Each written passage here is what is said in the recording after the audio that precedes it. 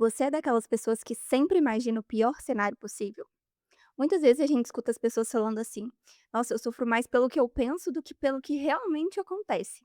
E essa é uma frase muito comum, principalmente para pessoas ansiosas. E pensando nisso, uma queixa muito comum que eu escuto no consultório quase todos os dias é: "Lê, eu não consigo parar de pensar, então o que que eu faço?". E é claro que você não vai conseguir parar de pensar, esse nem é o caminho.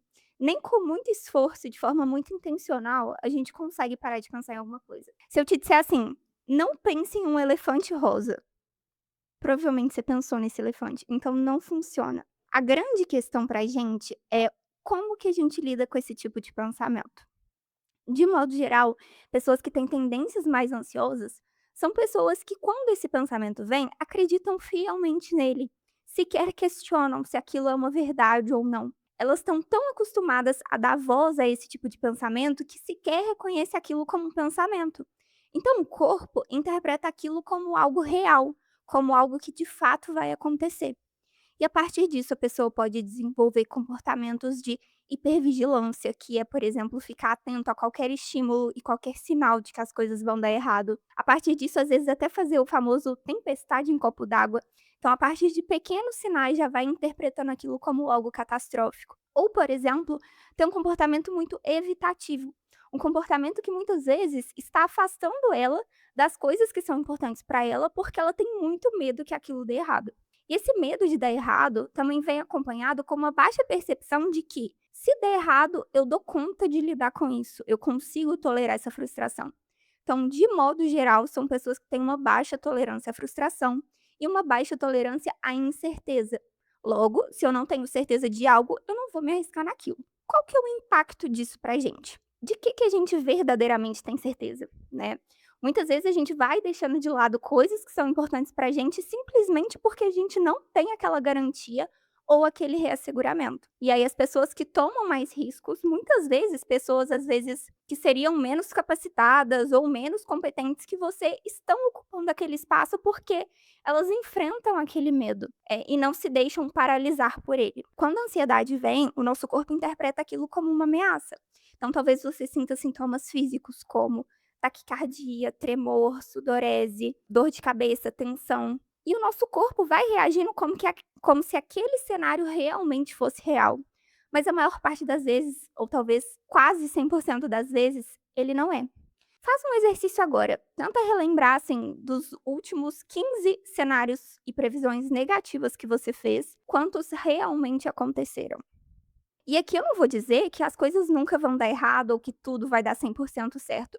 Não, mas muitas vezes nós somos imobilizados por esse medo e por essa ansiedade, por uma suposta possibilidade de que aquilo vai dar errado. Então, pensando sobre esses pensamentos, né, o seu cérebro, ele vai te dizer muitas coisas que não são uma verdade. E o fato de você interpretá-los como uma vai te afastar de coisas importantes para ti. A gente ainda consegue dividir esses pensamentos em alguns tipos que a gente chama de distorções cognitivas. São pensamentos que existem um padrão por trás deles, como, por exemplo, a catastrofização, que é quando a gente pensa o pior cenário possível diante de uma situação. Então, por exemplo, se eu perder o emprego, vai ser o fim da minha carreira. Eu não suportarei a separação no meu casamento. Então, é como se a gente pegasse algo que pode acontecer e, a partir daquilo, a gente subestima a nossa capacidade de lidar ou vê aquilo como a pior coisa do mundo. E é claro que tem situações que vão ser desconfortáveis, mas muitas vezes a gente está superestimando o quão ruim vai ser ou subestimando a nossa capacidade de lidar com aquilo. Outro tipo de pensamento distorcido é a adivinhação, que é uma tentativa de prever o futuro. Então, por exemplo, se você vai se arriscar em um projeto novo, você pensa: "Ah, eu acho que aquilo ali não vai dar certo".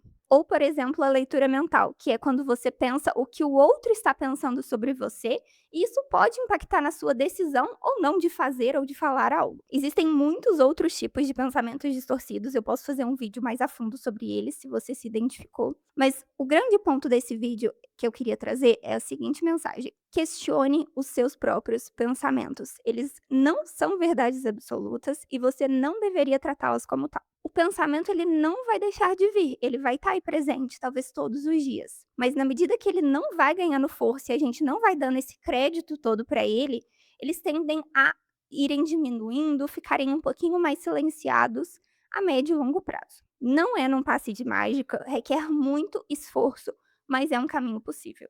E se você acha que isso está acontecendo em proporções exageradas na sua rotina e no seu dia a dia, não hesite em buscar ajuda. Quando a gente está falando de quadros ansiosos, o tratamento padrão ouro para ansiedade é medicação psiquiátrica, terapia por meio da terapia cognitivo-comportamental e atividade física. Dependendo da intensidade de cada quadro, nem tudo é necessário. Mas esse é o tripé aí que a gente fala do tratamento de quadros ansiosos. Você sente isso por aí ou conhece alguém que sente isso do lado daí? Me conta aqui nos comentários e qualquer dúvida estou à disposição. Meu nome é Letícia, eu sou psicóloga clínica, mestre em psicologia na área de cognição e comportamento, e você me encontra em todas as redes sociais com o usuário Letícia Dutra Psi. Te espero lá.